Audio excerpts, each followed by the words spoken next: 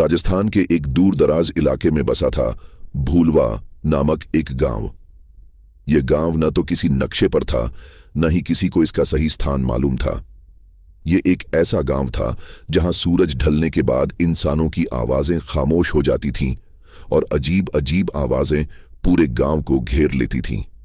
कहते हैं कि इस गांव में न कोई बाहर से आता था और न ही कोई यहां से लौटता था। सुमित और उसके दोस्त अंशुल ने इस गांव के बारे में सुना था। दोनों को डरावनी जगहों पर घूमने का बड़ा शौक था। उन्होंने तय किया कि इस बार भूलवा गांव में रात बिताई जाएगी। रास्ता सुनसान और डरावना था। सूखी झाड़ियां, कहीं कहीं टूटे हुए मंदिर और जंगली जानवरों की हल्की आवाजें माहौल को और भयानक बना रही थीं।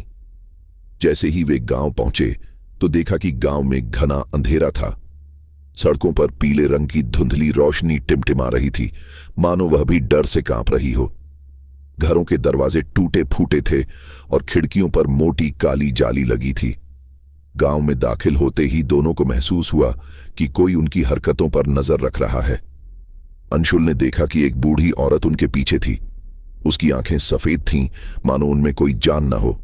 सुमित ने साहस करके उससे पूछा, मां जी, ये गांव इतना खामोश क्यों है? बूढ़ी औरत ने हंसते हुए कहा, तुम्हें यहां जो ढूंढना है वह मिल जाएगा, बस रात का इंतजार करो। उसकी हंसी गूंजती हुई हवा में घुल गई। दोनों का दिल धड़कने लगा, लेकिन साहस करते हुए वे गांव के बीचों बीच स्थित एक खाली हवेली में चले गए। हवेली का दरवाजा चिड़चिड़ाते हुए खुला। अंदर घुप अंधेरा था। दीवारों पर खून जैसे लाल निशान बने थे। छत से जाले लटक रहे थे और हर कोने से अजीब सरसराहट की आवाज आ रही थी। कमरे में एक पुरानी टेबल पर धूल भरी लालटेन रखी थी। सुमित ने उसे जलाया। रोशनी होते ही दीवारों पर बने चेहरे चमकने लगे। वे चेहरे इंसानों के नहीं, बल्कि भूतिया आकृतियों के थे। उनकी आंखें लाल और दांत लंबे थे। रात के 12 बजते ही हवेली के दरवाजे खुद ब खुद बंद हो गए। हवा की एक ठंडी लहर दोनों को महसूस हुई। अचानक अंशुल ने देखा कि फर्श पर एक परछाई सरक रही थी, लेकिन वहां कोई इंसान नहीं था। वह परछाई धीरे धीरे बड़ी होती गई और फिर उसमें से एक लड़की निकली। वह लड़की सफेद साड़ी में थी, लेकिन उसकी आंखें काली गहराई जैसी थीं।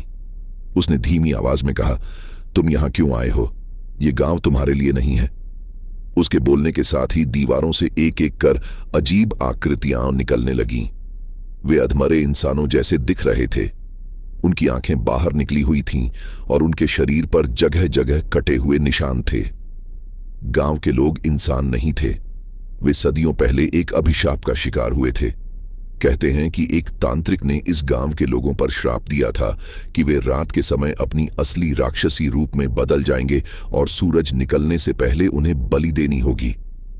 सुमित और अंशुल इस भयानक सच्चाई को समझने लगे, लेकिन अब बहुत देर हो चुकी थी। हवेली के हर कोने से डरावनी आवाजें आ रही थीं। खिड़कियों से बाहर झांकने पर देखा कि गांव के सारे लोग उनके हवेली के बाहर खड़े थे। उनके हाथों में जलती हुई मशालें थीं और आंखों में खून की प्यास। सुमित ने भागने की कोशिश की, लेकिन दरवाजे बंद हो चुके थे। अंशुल ने खिड़की से कूदने की कोशिश की, लेकिन बाहर जमीन पर नुकीले कांटे फैले हुए थे।